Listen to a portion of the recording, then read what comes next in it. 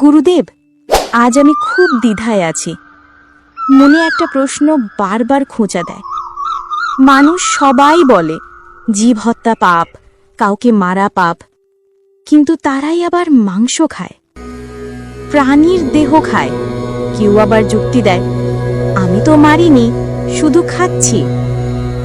তাহলে গুরুদেব, যে হত্যা করে আর যে খায়, দুজনের পাপ কি আলাদা, নাকি দুজনই একই পাপের অংশ? আমি জানতে চাই, গীতার আলোয় সত্যটা কি? মা, তুমি আজ যে প্রশ্নটি করেছ, এটা শুধু একটি সাধারণ দার্শনিক প্রশ্ন নয়। এটা সেই প্রশ্ন যা মানুষের আত্মাকে জাগায়, বিবেককে আলো জ্বালায়। গীতা মানুষের জীবনকে শুধু নিয়ম দিয়ে চালায় না। গীতা মানুষের মনকে সুস্থ, নির্মল ও করুণাময় করে। তুমি শুনে রাখো, গীতা বলে, অহিংসা পরম ধর্ম, অহিংসাই সর্বোচ্চ ধর্ম। অহিংসা মানে শুধু কাউকে না মারা নয়, অহিংসা মানে কাউকে কষ্ট না দিয়ে বাঁচা, অন্যকে দুঃখ দিয়ে নিজের সুখ না খোঁজা। এটাই প্রকৃত ধর্ম। গুরুদেব, কিন্তু কেউ যদি নিজে না মেরে শুধু খায়, সে কি পাপী?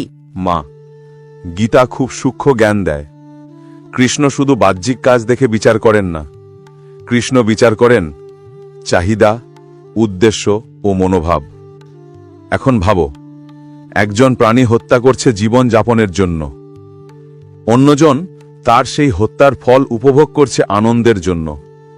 গীতা বলে, যে অন্যায়কে সমর্থন করে সে অন্যায়ের অংশ হয়। তুমি মাংস খাও, তুমি কিনছ, তুমি চাহিদা তৈরি করছ, তাহলে হত্যাকারী কি একাদশী? না মা, হত্যা থামবে তখনই যেদিন ভোগের ইচ্ছা থামবে।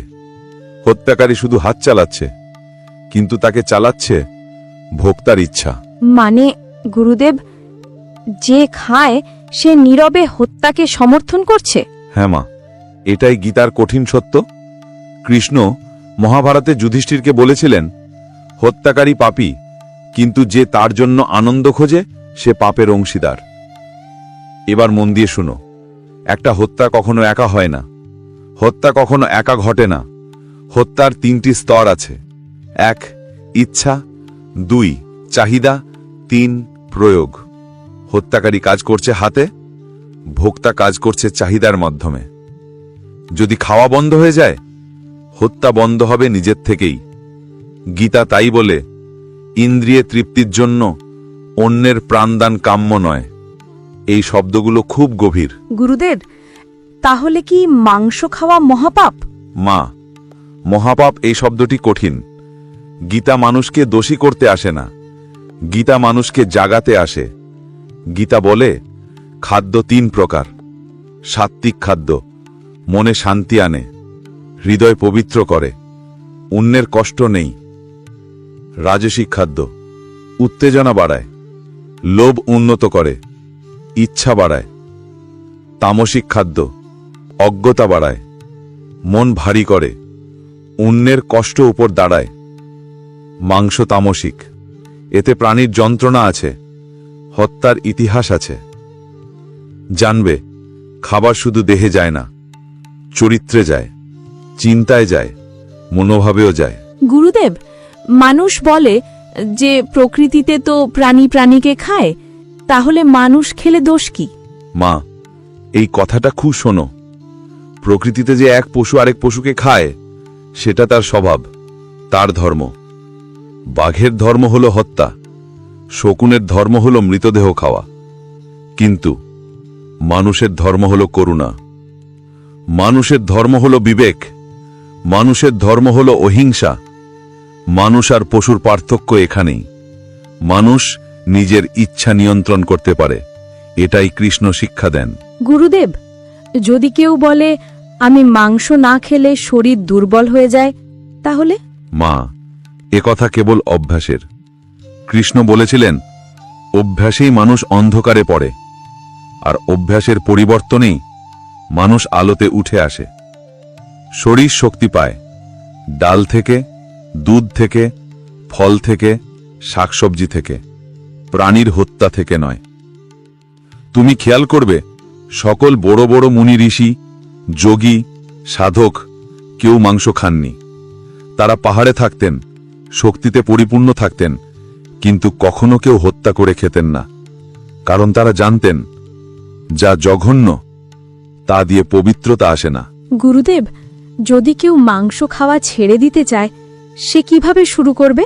মা, শুরুটা খুব সুন্দর, একদিনেই কিছু ছাড়তে হয় না। কৃষ্ণ বলেন, কাজ ধীরে ধীরে শুরু করো, উদ্দেশ্য পরিষ্কার রাখো, মন নিজেই পথ দেখাবে। প্রথমে সপ্তাহে 1 দিন কমাও, তারপর 2 দিন, তারপর ধীরে ধীরে। যেদিন তোমার মনে দয়া বাড়বে, সেদিন তোমার জীব আর প্রাণীর মাংস চাবে না, তোমার মন আর সইবে না কষ্টের খাবার। যেদিন তুমি বলবে, আমার আনন্দ যদি কারো মরণে হয়, আমি সেই আনন্দ চাই না, সেদিন তুমি সত্যিকারের গীতা বুঝবে। গুরুদেব, আপনার কথা শুনে মনে হচ্ছে মাংস ত্যাগ শরীরের বিষয় নয়, এটা মন, হৃদয় আর আত্মার বিষয়। এটাই মা, এটাই গীতার আসল কথা। কৃষ্ণ বলেন, যে জীবকে দয়া করে সে আমার হৃদয়ে স্থান পায়। দয়া মানে শুধু কথায় দয়া নয়, খাবারের মধ্যেও দয়া আছে।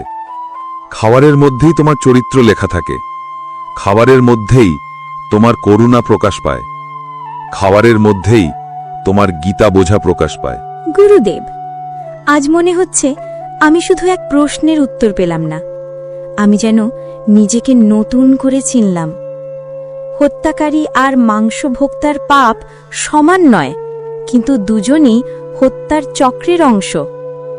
আজ বুঝলাম, দয়া শুধু আচরণ নয়, দয়া হলো এক শক্তি যা মানুষকে কৃষ্ণের দিকে টেনে নিয়ে যায়। সুখী হও মা, আলোতে থাকো, দয়া শেখো, করুণা বাড়াও। তুমি যে করুণাময় পথ বেছে নেবে, সেই পথই তোমাকে কৃষ্ণের হৃদয়ের কাছে নিয়ে যাবে। মা, আজকের এই পর্ব এখানেই শেষ করলাম, কিন্তু মনে রাখবে, ধর্ম কখনো কারো উপর জোর করে বসে না। ধর্ম হল হৃদয়ের জাগরণ, করুণার স্পর্শ, আত্মার আলো। হত্যা থামানোর শক্তি হাতে নয়, থাকে মানুষের হৃদয়। আর সেই হৃদয় যখন দয়ার পথে হাঁটে, তখন ধীরে ধীরে অন্ধকার নিজেই দূরে সরে যায়। আজ যদি তোমার মনে এক মুহূর্তের জন্যেও দয়া জেগে ওঠে, এক বিন্দু আলো যদি মনকে ছুঁয়ে যায়, তাহলেই এই আলো একদিন তোমাকে কৃষ্ণের খুব কাছাকাছি নিয়ে যাবে। মনে রেখো মা, পরের প্রাণে দয়া রাখা মানেই নিজের আত্মাকে পবিত্র করা। সর্বদা করুণায় থেকো, অহিংসায় থেকো, শান্তির পথে থেকো। কৃষ্ণের কৃপা তোমার ওপর থাকুক। জয় শ্রীকৃষ্ণ।